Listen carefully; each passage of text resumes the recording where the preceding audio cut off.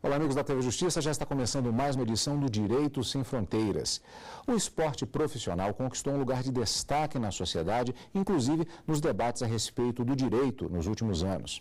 Uma preocupação ainda existe muito fortemente: o uso de substâncias proibidas na tentativa de aumentar o desempenho do atleta. O repórter Leonardo Ferreira relembra casos de profissionais que tiveram a carreira abalada por caírem no exame antidoping. O doping não é um problema novo no esporte mundial.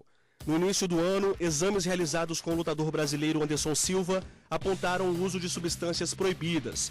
Ele tinha acabado de vencer uma luta contra o norte-americano Nick Diaz. Outro caso que ganhou repercussão foi da ginasta e medalhista olímpica Daiane dos Santos em 2009. Ela também caiu no exame antidoping. Anos depois, foi a vez do ciclista americano Lance Armstrong, que confessou ter usado substâncias ilícitas. Ele perdeu vários títulos conquistados. O uso de drogas ou métodos que buscam aumentar o rendimento do atleta em uma competição é considerado doping e é proibido no esporte em todo o mundo. Isso porque, além de serem prejudiciais à saúde, essas substâncias proporcionam uma vantagem competitiva desleal em relação a quem não faz o uso de nenhum estimulante. O controle do uso de substâncias indevidas é feito por meio de um exame chamado antidoping. As punições para essa conduta estão previstas no Código Mundial Antidopagem. Quem está nos estúdios da TV Justiça para conversar a respeito do tema da semana é Rafael Favetti, conselheiro da Ordem dos Advogados do Brasil do Distrito Federal e presidente da Comissão Atlética Brasileira de MMA, e Gustavo Rico, especialista em medicina esportiva e oficial de controle antidoping. Agradeço muito a ambos pela presença aqui nos estúdios da TV Justiça para falar sobre esse tema, que ele tem uma característica, talvez às vezes até o telespectador que está nos acompanhando, ele diz, mas vamos falar de esporte e de exames antidoping no programa Direito Sem Fronteiras. Na verdade, eu reforço a afirmação que eu fiz no início do nosso programa de hoje. O esporte ele passou a ocupar um lugar de destaque em toda a sociedade, gerando discussões, inclusive do ponto de vista do direito, ainda que em relação até às sanções administrativas. Essa é uma realidade que nós temos hoje em dia? Eu começo com o Dr. Rafael Favetti. Com toda certeza. Hoje as práticas esportivas e os esportes atingiram um nível tal de profissionalismo que há toda uma tendência de a questão do fair play, na qual dentro está o controle de dopagem, perpassa todos os esportes de nível mundial. Ora, os esportes viraram até uma indústria. Você tem profissionais que só vivem disso hoje, ainda bem. Logo, é importante entender que esta situação toda que estamos a conversar aqui perpassa vários tipos de esportes diferentes, criando até novos nichos de direito, que é exatamente o direito desportivo. Eu vou perguntar ao doutor Rico com relação justamente ao desenvolvimento da própria legislação e das técnicas relacionadas ao antidoping. Nós temos aqui, eu peço licença aqui, eu vou pegar aqui para mostrar para os telespectadores. Nós temos aqui a imagem do código antidoping que é utilizado no mundo todo. Esta aqui, por exemplo, é uma edição de 2009, mas ele é bem mais antigo do que isso e já houve modificações também já para o ano de 2015, atualmente, portanto, em validade. Sim. No ano de 2015, desde 2009 a 2015, foram mais de 2.000 alterações, muitas delas relacionadas a nomenclaturas e procedimentos, mas algumas alterações foram muito importantes e que alteram bastante a vida do atleta que dê algum resultado alterado. Mas isso é bem mais antigo, ou seja, essa preocupação com relação à utilização de substâncias que aumentam o desempenho do atleta, ela já vem de bem antes. Se eu for citar aqui, a gente pode até citar na Grécia Antiga, existia já um ato de dopagem, por exemplo, isso em livros cômicos, o próprio Asterix, que utilizava uma substância, o próprio Popeye, que também utilizava, e isso já faz parte da cultura e é algo muito antigo mesmo. A poção tomada pelo Asterix, na verdade, é uma referência a poções que eram utilizadas com ervas, especificamente em outras épocas, e já se acompanhava justamente a diferença de desempenho daqueles atletas, particularmente na Grécia Antiga. Sim, já tinha diferença de desempenho, e aí observou os que utilizavam e os que não utilizavam, uns tinham resultados melhores do que os outros. Se formos fazer um excerto histórico a respeito de todo esse processo, acho que ficaria um pouquinho longo, mas então eu perguntaria qual é, na atualidade, o sistema que funciona para se fazer esse acompanhamento, apesar de tantas modificações. Em primeiro lugar, a gente tem que dizer que, em situação de controle de dopagem, estamos dentro do ramo do direito associativista.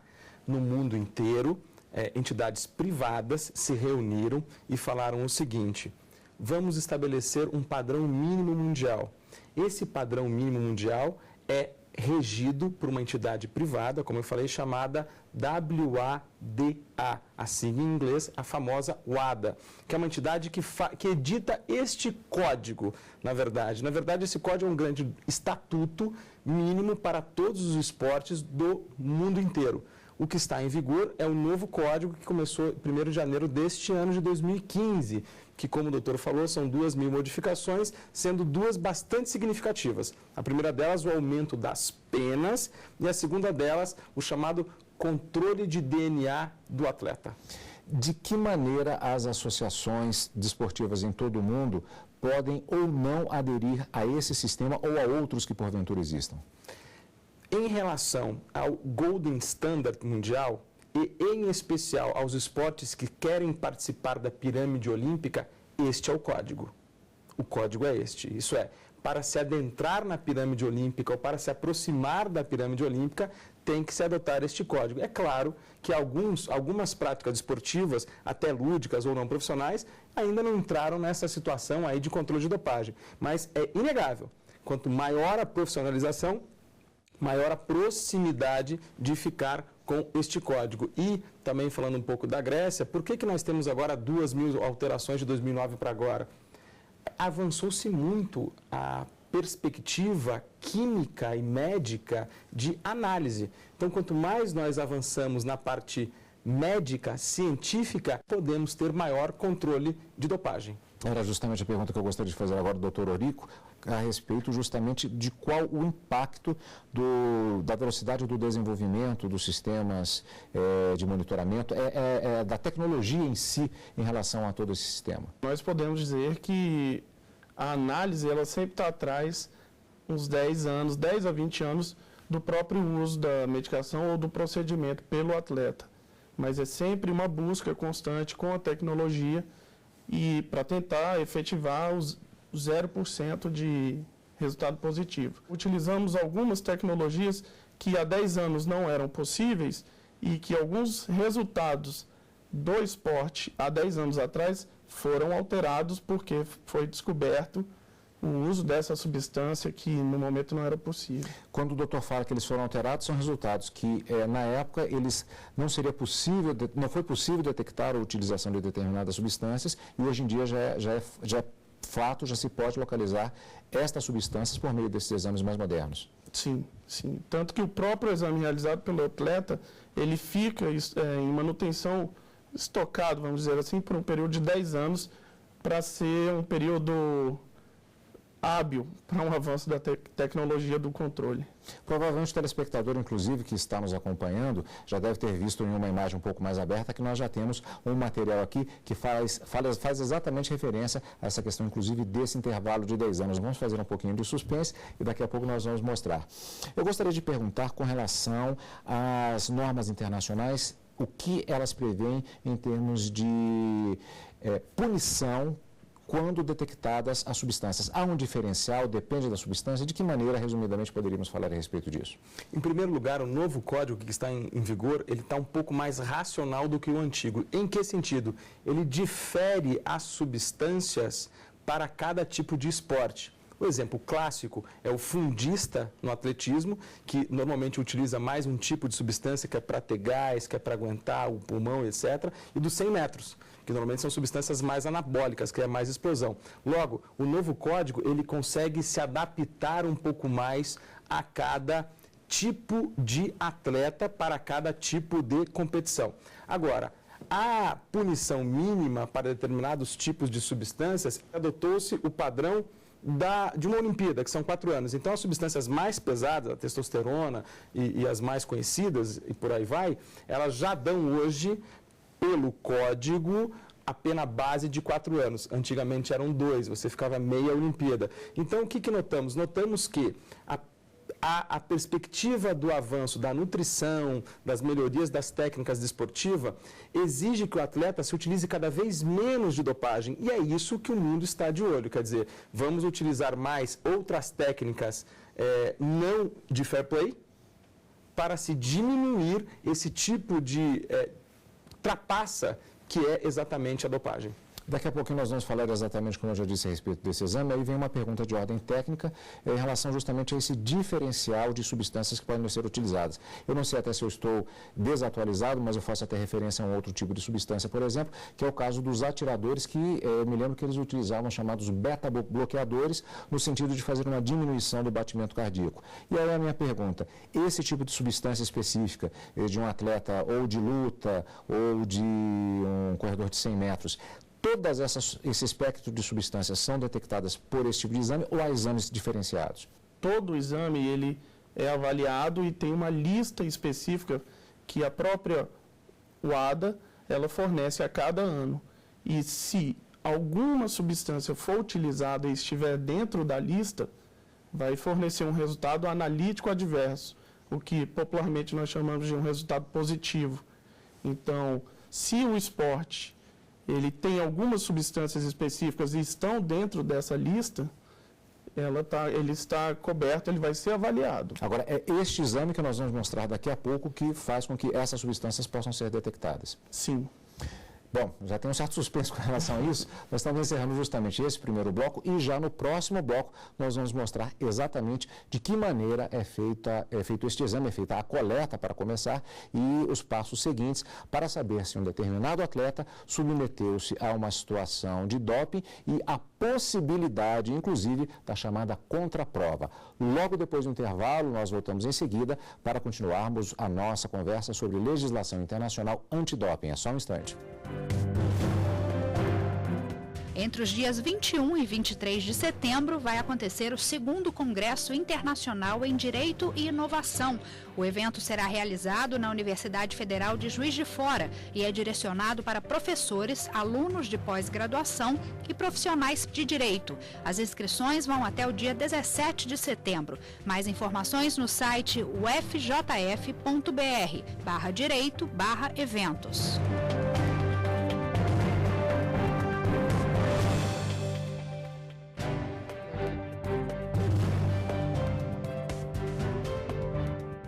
O Direito Sem Fronteiras está de volta com a nossa conversa da semana sobre legislação internacional antidoping. Bom, a gente brincou, fez um certo suspense em relação a como é feito o exame de antidoping. E, bom, primeiro ponto, é essencialmente uma primeira fase, pelo menos, por meio do exame de urina, não é isso, doutor? A coleta da urina, ela está em 90% a 95% dos esportes. Tem uma parte relacionada ao exame de sangue também que nós vamos ver daqui a pouquinho, não é isso? Isso mesmo. Então vamos começar mostrando, inclusive, aqui, lembrando que o Dr. Rico, ele participou, inclusive, da Copa do Mundo agora, na obtenção dos exames para comprovação da atividade lícita ou não, eventualmente, de atletas agora na Copa do Mundo. E também o Dr. Favete trabalha com a comissão de Mixed Martial Arts, das artes marciais mistas, o MMA, e também acompanhou já a coleta feita pelo doutor também em relação a atletas do MMA também, não é isso? Exatamente, até porque o padrão dado pelo Código e pela WADA é que se é a Comissão Atlética de MMA, ou se é a FIFA, ou se é a CBF, e por aí vai, as entidades de administração do esporte, que estão organizando um campeonato, etc., não é ela que coleta. Ela tem que contratar um terceiro desinteressado, imparcial, que é um DCU, que nós chamamos, que é um oficial de coleta credenciado pela WADA, que no caso o doutor é um, e este oficial imparcial é quem procede à coleta. E aqui nós temos estes recipientes que são utilizados justamente para isso. Não são recipientes quaisquer, não é aquilo que você pega numa farmácia para fazer eventualmente um exame, ele tem características próprias. Qual seria o primeiro a ser utilizado, doutor Luiz? Pode mostrar para a gente, por favor. Bom, primeiro, são recipientes especificados pela WADA, tá? E esses recipientes, esse aqui é o A de urina, vai ser a primeira prova, e esse é o B, que vai ser a chamada contraprova, tá? Ele é um recipiente em que, se for lacrado, manualmente não é possível a abertura dele. Somente no laboratório é que existe uma máquina específica para abrir e depois fazer a análise da amostra. Ou seja, quando se faz a volta completa dessa rosca, ela trava. Ela trava. Ele tem um se selo, você isso? Tem um selo de proteção. Se você quiser fazer, pode Com licença lacrar. aqui. Pode lacrar? Pode lacrar. Então aqui, vamos mostrar aqui, vou colocar numa posição melhor aqui. Então vou colocar, esse é o teste B, no caso, daqui a pouquinho a gente vai explicar do que se trata. Vou botar de frente para a câmera. Lacrou? Está lacrado. Agora está lacrado. Posso tentar abrir? Pode. Pode tentar abrir. Só quebrando. Só quebrando. E aí, se quebrar, a amostra é inválida. Quer dizer que eu já, esse aqui eu já estraguei, já não dá para usar mais. Vamos é um material educacional. Então, esse recipiente no laboratório, ele vai ser aberto pela máquina e será avaliada a análise do material. Já esse aqui é o A e esse é o B. Então, eu vou mostrar aqui também, vou aproveitar para a gente reforçar bastante, até nesse caráter didático, 2 recipientes. É importante dizer que não vai o nome do atleta, Sim. né? Isso é uma garantia do atleta que não há... É que nem as provas de concurso, né? A quem vai avaliar a redação e etc. não vê a quem está fazendo. Então, o laboratório, e os laboratórios também não é qualquer laboratório, tem que ser um laboratório credenciado na Agência Mundial, né? Que tem os padrões mínimos de abertura e etc. Então, não vai o nome do atleta, isso tudo para garantir para todos os atletas o fair play. Como vimos, temos um teste A e um teste B. Por quê? Porque o teste A ele é a primeira amostra a ser analisada. Se der um teste negativo, ou uma reação analítica adversa que não apareceu nenhuma alteração, o atleta continua treinando, não vai sofrer nenhuma sanção, não tem nenhuma alteração. Dizendo assim de uma maneira leiga, ele já é inocentado. Perfeito. Aliás, esse termo que o doutor usou, se evita utilizar a expressão resultado positivo porque já se entra num critério de julgamento. Então, o termo técnico mais apropriado seria esse. Isso. Ele apresentou uma reação analítica adversa a X substância. E aí, automaticamente, o que acontece se houver esta reação analítica adversa no teste A? O laboratório avisa a comissão, a confederação, a entidade de administração desportiva ou a entidade nacional, cada país tem a sua entidade nacional que representa o ADA, avisa que teve esse resultado adverso e agora esta entidade de administração do esporte é quem vai dar a punição. Dada a punição, ou ouvido o atleta, porque também temos a figura daquelas substâncias que o atleta avisou antes a confederação que estaria usando, e aí vai se ver se é a mesma substância que o laboratório detectou, que são quando se autoriza o uso de uma substância que teoricamente estaria no controle de dopagem, mas o atleta avisando e a confederação deixando ele usar, ele vai ser inocentado. O que vai acontecer? A confederação vai dar a pena. A partir daí, o atleta pode recorrer. Aí vem o outro vasilhame, o teste B.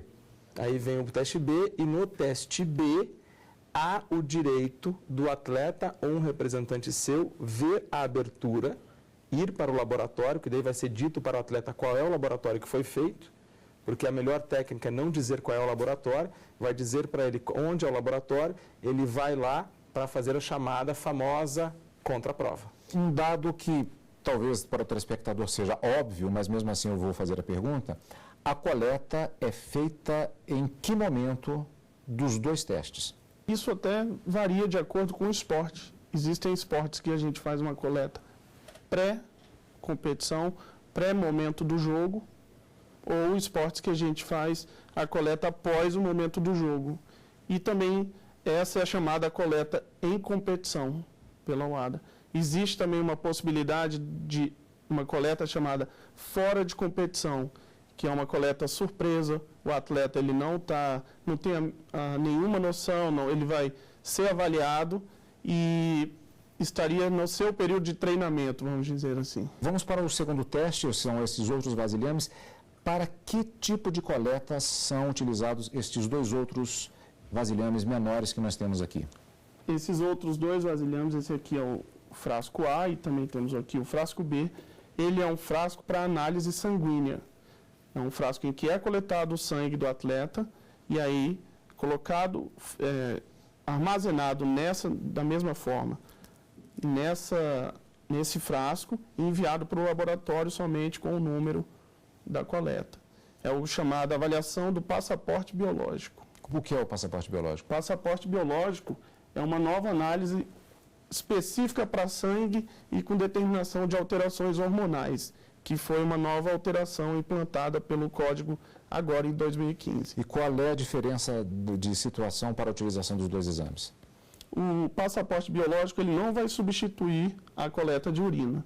A coleta de urina vai continuar ocorrendo, sempre vai começar e vai ocorrer. Em alguns casos, especificamente em uma análise a longo prazo, é realizado o passaporte biológico. Ele é um exame de escolha e aí pode ser de escolha do próprio coletor.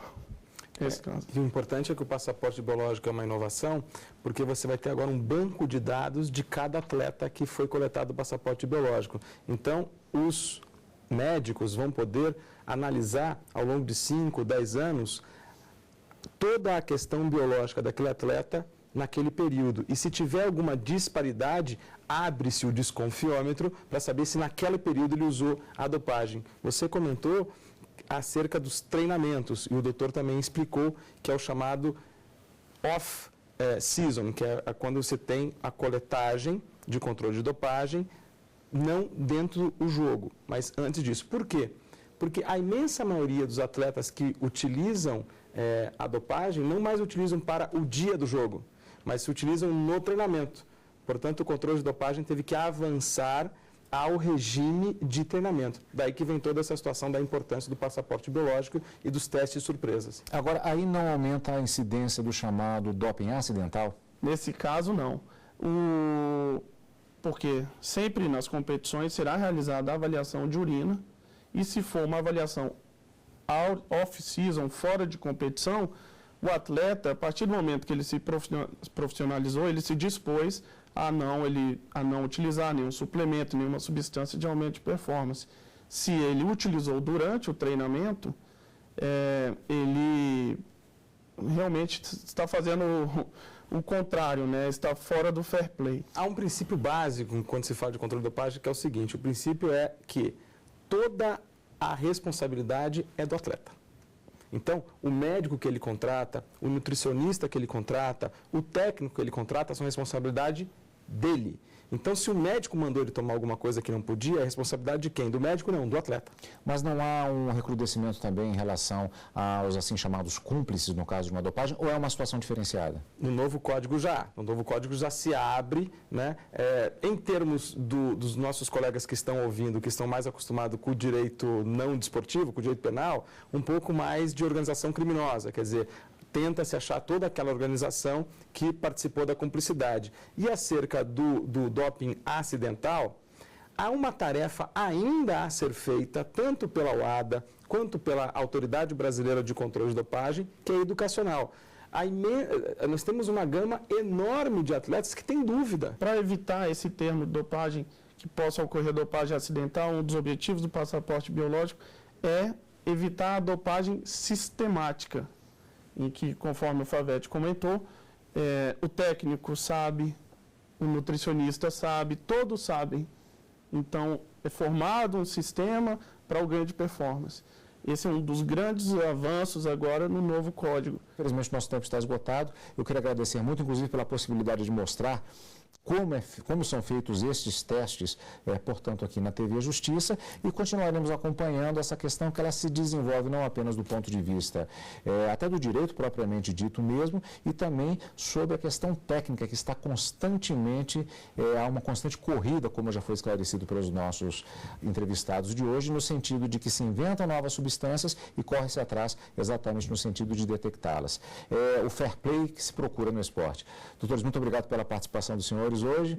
O Direito Sem Fronteiras fica por aqui. Nós conversamos sobre a legislação internacional antidoping e também sobre como são feitos os testes, e ajudou nesta discussão de hoje Rafael Favetti, que é conselheiro da Ordem dos Advogados do Brasil, do Distrito Federal, e presidente da Comissão Atlética Brasileira de MMA, e Gustavo Orrico, especialista em medicina esportiva e oficial de controle antidoping.